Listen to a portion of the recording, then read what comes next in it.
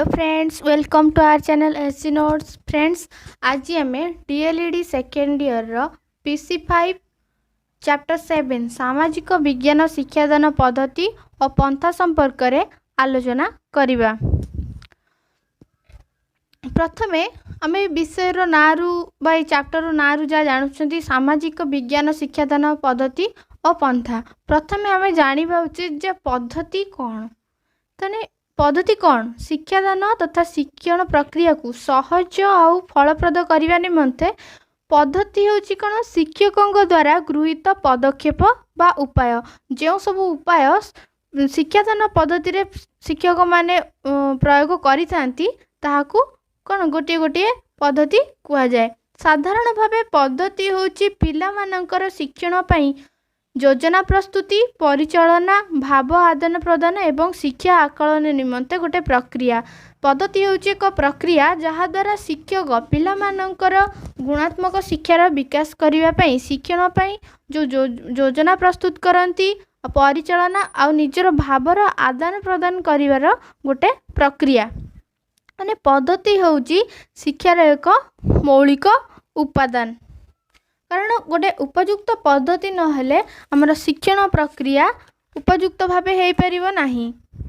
पद्धति केतेगुड़ी सोपान को नहीं संगठित जहाँकि शिक्षक एक सठिक तथा धारावाहिक क्रम रे सजाड़ी थांती। तो आज आमे परिवेश अध्ययन शिक्षादान पद्धति विषय रे पढ़िबा। परिवेश अध्ययन पद्धति प्रथमे परिवेश कहले आमे कौन बुझंती आम चतुर्पार्श्व जहाँ भी रही ताहाको आमे आम परिवेश कहिबा। ताले परिवेश अध्ययन प्राथमिक स्तर रे एक गुरुत्वपूर्ण अध्ययन। कारण पिला माने प्रथमे निज परिवार रु और निज परिवेश रु शिखि थांती। तेणु यही प्राथमिक स्तर रे आर गुरुत्वपूर्णता को लक्ष्य करी कोठारी आयोग और ईश्वर भाई पटेल शिक्षा आयोग परिवेश अध्ययन उपरे विशेष भाव गुरुत्व आरोप करिसेंती। मनुष्य होची परिवेश रे एक मुख्य अंश। मनुष्य एवं परिवेश मध्य रे परस्पर निबिड़ संपर्क रही। मनुष्य निज जीवन परिवेश द्वारा प्रभावित। कारण मनुष्य केवल प्रकृति एवं परिवेश अध्ययन करे नहीं बरं ता निज इच्छा अनुଯାयी तार सामाजिक तथा सांस्कृतिक परिवेश तैयारी करे। तेणु परिवेश अध्ययन मध्य जेपरी परिवेश परिवर्तनशील समय अनुसार परिवेश परिवर्तन घटुची से भली परिवेश अध्ययन मध्य परिवर्तनशील। परिवेश अध्ययन परिवेश सामाजिक तथा वैज्ञानिक उपादान सहित संपृक्त। जितेबाला आम परिवेश अध्ययन करवा बा परिवेश विषय रे आम अध्ययन करवा ताले आम परिवेश सामाजिक आ वैज्ञानिक उपादान गुड़ी को पढ़ा। परिवेश अध्ययन उभ सामाजिक पाठ तथा विज्ञान सहित तार निबिड़ संपर्क रही। ताले परिवेश अध्ययन रो मुख्य उद्देश्य कौन? कारण जेकोसी आमे पाठ पढ़िया तार आमे उद्देश्य जानिबा उचित। कारण आमे उद्देश्य न जानले आमे लक्ष्य स्थल रे पहुँचबा केमती।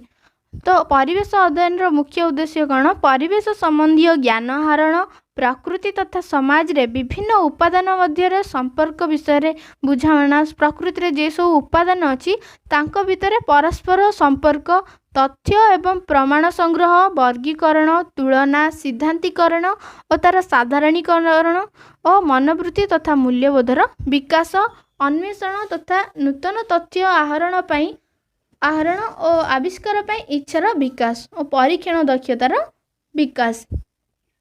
तेणु ये जो आम जो शिक्षार परिवेश शिक्षादान शैक्षिक लक्ष्य हासिल करने परिवेश अध्ययन शिक्षादान पद्धति निर्धारण करा जायछि। तो कौन परिवेश अध्ययन बहुत गुड़िए पद्धति मध्यरु मुख्यतः प्रकृति अन्वेषण पद्धति सर्वेक्षण पद्धति प्रकल्प पद्धति एवं पर्यवेक्षण पद्धति गुड़िक विषय आम ये बही आलोचना करा जायछि। प्रथम होची प्रकृति अन्वेषण पद्धति है। प्रकृति अन्वेषण पंथा होची कौन?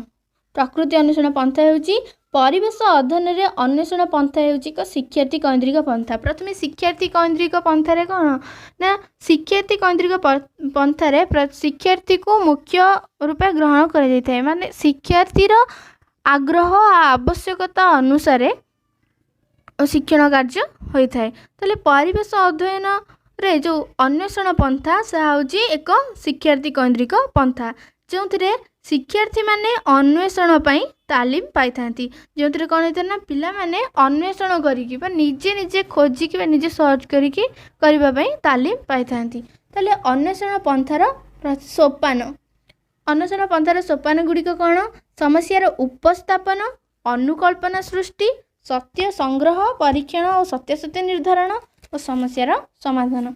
प्रथमे कौन ना प्रोब्लेमटा कौन कौन से न जानले पर्यंत आम ता सल्यूशन पाई परिबा कि तेणु प्रथमे समस्यार उपस्थापन कर अनुकल्पना सृष्टि करवा तार सत्य सत्य कौन अच्छी सत्य सत्य निर्धारण करवा समस्यार समाधान करिपरिबा। ताले जो आमर प्रकृति अन्वेषण पद्धति रही तार उपकारिता गुड़िक कौन ना अन्वेषण पंथा होची एक शिक्षार्थी केन्द्रिक पंथा जो पिला माने शिक्षकों तत्वावधान रे निजे परिवेश विषय शिक्षण करते पिला माने निजे तथ्य और प्रमाण खोजी अनुकल्पना ठीक कि भूल निर्धारण करते पिला माने एथिरे निजे निजे खोजती और निजे प्रमाण खोजिकी से अनुकल्पना ठीक कि भूल से जेहेतु तांको शिक्षकों तत्वावधान रे होउजी तो से अनुकल्पना ठीक कि भूल तो सेतिपई से टीचर को गाइड रे ए सब प्रमाण खोजती तथ्य संग्रह करती और तथ्य अन्वेषण करती। तो पिला माने एही उपाय प्रत्येक दिनर समस्या समाधान उपाय खोजिबारे दक्षता हासिल करथांती। ए उपाय कौन ना प्रत्येक दिन जो जेकोसी जो समस्या तांको जीवन आसी तार उपाय खोजिबारे दक्षता हासिल करथांती। पिला माने शिक्षकों सह उत्तम संपर्क रखिथांती किंतु शिक्षक जहाँ कहती ताहा अंध भाव ग्रहण न करी ताहार सत्य सत्य निजे अन्वेषण करती। शिक्षक जहाँ कहीदेवे ताकू ग्रहण न करी माने अंध भाव ग्रहण न करी ताहार सत्य सत्य निजे अन्वेषण करिवे निजे रिसर्च करिवे निजे सर्च करिवे करिकी निजे सेटा अन्वेषण करिकी तार सत्य सत्य पाखरे निजे पहुँचबे।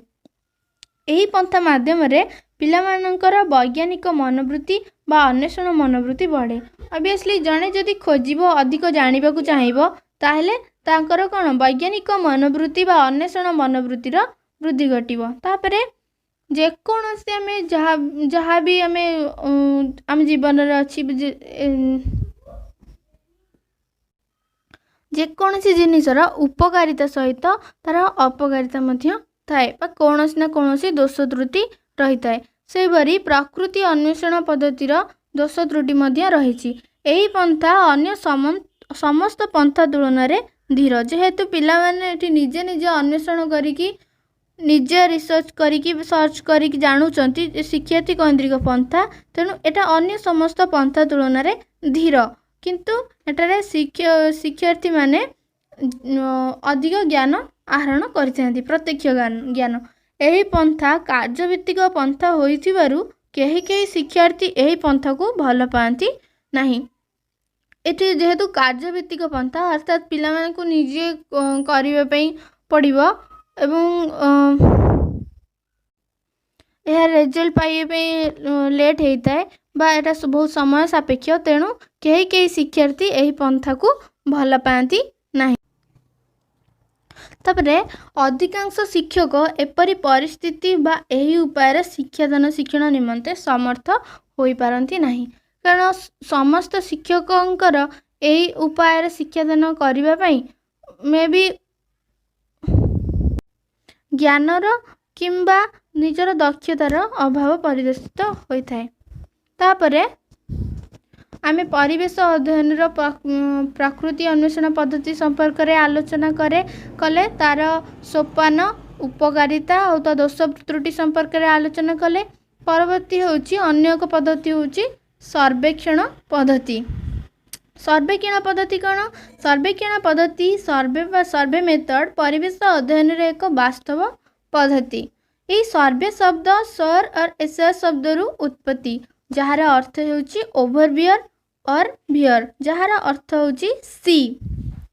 सर्वेक्षण पद्धतिर वैशिष्ट्य सर्वेक्षण पद्धति द्वारा एक समय अधिक परिस्थिति तथ्य संग्रह करा जाई थाए। तापरे यह लोक मानकर गुणावली सहित संपृक्त नुहे, यह स्पष्ट भाव में निर्धारित समस्या सहित जड़ित, जेकोसी एक निर्दिष्ट समस्या सहित यह जड़ित। यह शिक्षाविद काल्पनिक योजना आवश्यक करे। जेकोसी सर्वेक्षण पद्धति प्रथमे जेकोसी शिक्षाविद एक काल्पनिक योजना यह आवश्यक करे। यार निर्दिष्ट उद्देश्य निर्धारण करा जाई थाए। यार फलाफल लिपिबद्ध धारावाहिक भाव एवं दक्षतार सह करा जाई थाए। तो स्थानीय समस्यार समाधान पाई यह तथ्य प्रदान करे। सपोज जेकोसी स्थानीय सपोज गोटे गाँव रे अधिक निरक्षर लोक मानक देखिए मिलছে तार कारण कौन हो पारे, से गोटे सर्वेक्षण करा जाई पारे। तापरे स्थानीय समस्यार समाधान पाई यह तथ्य प्रदान करे और सर्वेक्षण लब्ध ज्ञानर विकास साधन करे। तापरे सर्वेक्षण पाई परिवेश अध्ययन विषय सबू कौन ना स्थानीय पनीपरिया, स्थानीय परिवेश, निर्दिष्ट गाँव रे साक्षरता, स्वास्थ्य और पुष्टि और परिवार नियंत्रण। सो स्थानीय पनीपरिया सपोज गोटे अंचल अच्छी पटुमाटी तो सेठी को पनीपरिया चाष होती, कौ प्रकार गछ लता देखा जाउछि। स्थानीय परिवेश से जो अंचलटा मालभूमि किंबा समतल भूमि किंबा पार्वतीय अंचल तो सेठिकार सबू सर्वेक्षण, यही सब सर्वेक्षण परिवेश अध्ययन विषय। तापरे सर्वेक्षण पद्धतिर उपकारिता कौन ना यही पद्धति माध्यम अल्प समय, अर्थ और परिश्रम अधिक तथ्य संग्रह करा जाई पारे। यही पद्धति द्वारा जेहेतु आम डायरेक्टली जाइकी तथ्य संग्रह करती तो यही पद्धति माध्यम अल्प समय, अर्थ आउ परिश्रम लगी थाए। यही पद्धति द्वारा परिवेशर जेकोसी विषय अध्ययन करा जाई पारे। यह द्वारा संगृहीत तथ्यर सत्यता अधिक रही है। जेहेतु एटी कौन लोक मैंने डायरेक्ट जाइकी तथ्य बा सर्वेक्षण करते संगृहीत तथ्यर सत्यता अधिक रही है। अधिक जनसंख्यार संगृहीत तथ्य अधिक ठीक और तथ्य संग्रह रे सहायक होता है। तापरे यार दोष त्रुटि कौन ना व्यक्ति विशेष भूल तथ्य प्रदान करिपारंती। तथ्य रे वास्तवतार अभाव द्वारा भूल फलाफल उपनीत होबार आशंका अधिक थाए। व्यक्तिगत सर्वेक्षण अधिक समय सापेक्ष। यदि जन जन करके सर्वेक्षण करा जाए ताले व्यक्तिगत सर्वेक्षण ऑब्वियसली अधिक समय सापेक्ष हेब। तथ्य संग्रह और विश्लेषण पाई उपयुक्त माध्यमर अभाव ठीक फलाफल उपनीत होबार बाधा सृष्टि करिथाए। तथ्य संग्रह और जो विश्लेषण पाई उपयुक्त जेकोसी माध्यम तार जदि अभाव हेब ताहले तार फलाफल उपनीत होबा पाई बाधा सृष्टि हेब। फ्रेंड्स, आज आम परिवेश अध्ययनर दुईटी पद्धति यथा प्रकृति अन्वेषण पद्धति और सर्वेक्षण पद्धति संपर्क में पढ़िले। आमे आम नेक्स्ट क्लास रे अन्य दुईटी पद्धति यथा प्रकल्प पद्धति और पर्यवेक्षण पद्धति संपर्क में आलोचना करिया। धन्यवाद।